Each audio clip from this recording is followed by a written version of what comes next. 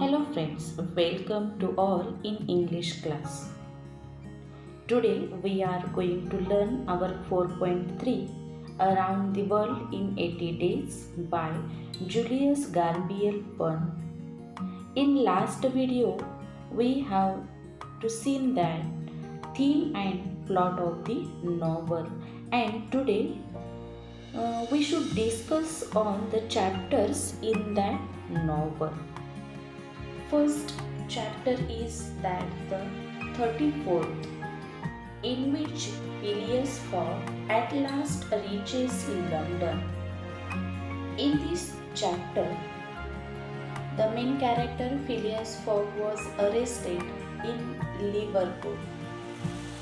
So release या चॅप्टरमध्ये Liverpool या ठिकाणी फिक्स डिटेक्टिव्हने फिलियस फॉगला अटक केली आणि काही काळानंतर सोडूनही दिलं.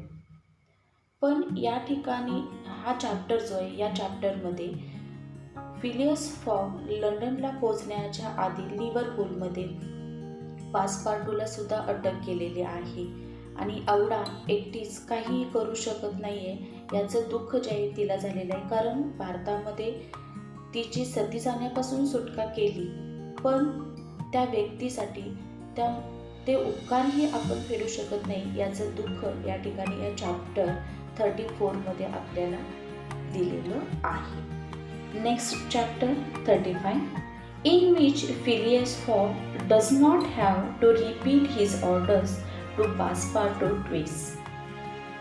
या चॅप्टरमध्ये फिलियस फॉगला त्याला काहीही सांगायचं असेल तर दोन वेळेला रिपीट करावं लागलेलं नाही कोणतीच ऑर्डर पासपार्टूसाठीची. फिलियस फॉग हा इंग्लंडमध्ये पोहोचलेला आहे, पण त्याला वाटतं की त्यानं पैज जिंकलेली नाही, म्हणून तो स्वतःला एका खोलीमध्ये बंद करून घेतो. He live a lonely life. He does not speak with Aouda and Passepartout. तो एकटाच राहतो. तो औडा आणि पासपार्टूशीही बोलत नाही. पासपार्टू बोलण्याचा प्रयत्न केला तरी त्याला तिथं त्यानं थांबू दिलेलं नाही आहे खोलीमध्ये. शेवटी या चॅप्टर 35 मध्ये औडा त्याच्याशी बोलायला जाते आणि शेवटी तिनं प्रपोज केलेला आहे. प्रपोज केल्यानंतर तो लग्नासाठी तयार होतो आणि मग लग्न लावण्यासाठी भटजींना बोलवण्यासाठी इथं या फिलियस फॉगचा सर्वंट जो आहे तो गेलेला आहे आणि तो गेल्यानंतर समजतं की एक दिवस आधी ते पोचलेले आहेत, कारण पूर्वेकडून प्रवास केल्यामुळं प्रत्येक दिवसाला 4-4 मिनिट त्या ठिकाणी वाचलेले. त्यांनी पूर्ण एक दिवस आधी ते या इंग्लंडला पोहोचलेले आहेत.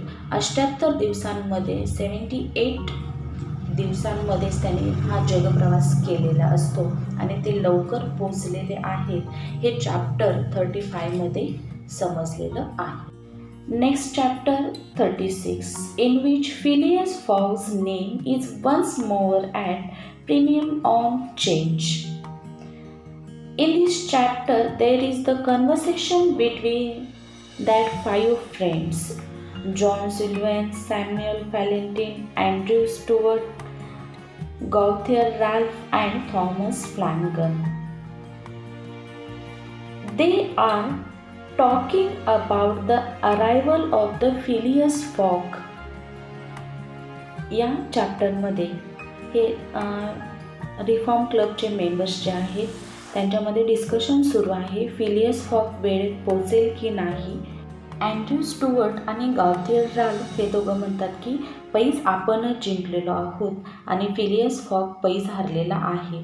त्यावेळेला सॅम्युअल फॅलेंटिन म्हणतो, नाही, अजून वेळ संपलेली नाही आहे, त्यामुळं आपण पैज जिंकलो असं समजायला नको, कारण कोणत्याही क्षणी फिलियस फॉग येऊ शकतो. कारण फिलियस फॉग जो आहे तो वेळेला महत्त्व देणारा, शब्दाला महत्त्व देणारा असा व्यक्ती आहे आणि या चॅप्टर 36 मध्ये पुन्हा एकदा त्यांना सिद्ध केलेलं आहे. त्यांना त्याच्या सन्मानालाच जास्त महत्त्व दिलेलं आहे आणि तो सन्मान जो आहे तो सन्मान त्यानं मिळवलेला आहे. चॅप्टर 36 मध्ये तो पुन्हा रिफॉर्म क्लबमध्ये आलेला आहे हे सांगितलेलं आहे.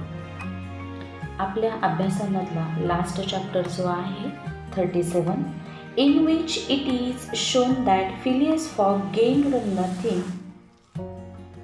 by his tour around the world unless it were happiness. Yes, Phileas Fogg in person.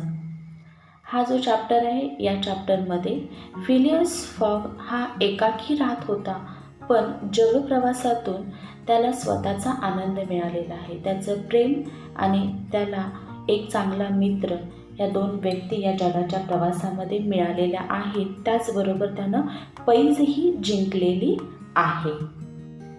Next point we have see the means of transport used in the novel. या कादंबरीमध्ये वापरली गेलेली वाहतुकीची साधनं जी आहेत त्या साधनांची लिस्ट इथं दिलेली आहे. First steamers, second railway, third carriages, fourth yachts, fifth trading vessels, sixth sledge and seventh is the elephant. These means are used for to transport in this novel. Here the places are important like Liverpool, London, Reform Club, Savile Row and Edinburgh. The first place Liverpool. Liverpool हे ठिकाण जे आहे या ठिकाणी fix डिटेक्टिव्हने फॉगला arrest केलेली आहे. Phileas फॉगचा प्रवास जो आहे बेंदिसी, सुएझ, मुंबई, कलकत्ता, हाँगकाँग, योकोहामा, सॅन फ्रान्सिस्को, न्यूयॉर्क आणि लास्ट जे आहे ते लिव्हरपूल. लिव्हरपूलमध्येच त्याला अटक झाली आणि त्याच्यानंतर त्याला सोडूनही दिला आणि तो इंग्लंडला पोहोचलेला आहे. Second place is the London. The novel starts in London. After that, the Reform Club. Reform Club is very important in this novel because the wager is done there. And the Savile Row.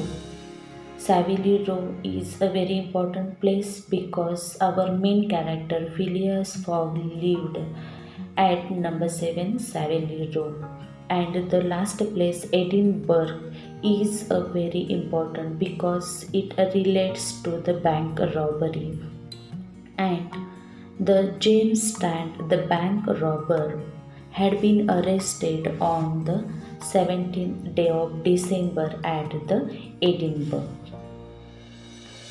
In this novel, the places as well as the time is very important. या कादंबरीमध्ये वेळ आणि जगभरामधली वेगवेगळी ठिकाणं खूप महत्त्वाची आहेत. त्याचबरोबर मेन कॅरेक्टर जे आहे त्या मेन कॅरेक्टरचा प्रवास या कादंबरीमध्ये दिलेला आहे. Here we will stop. Thank you all.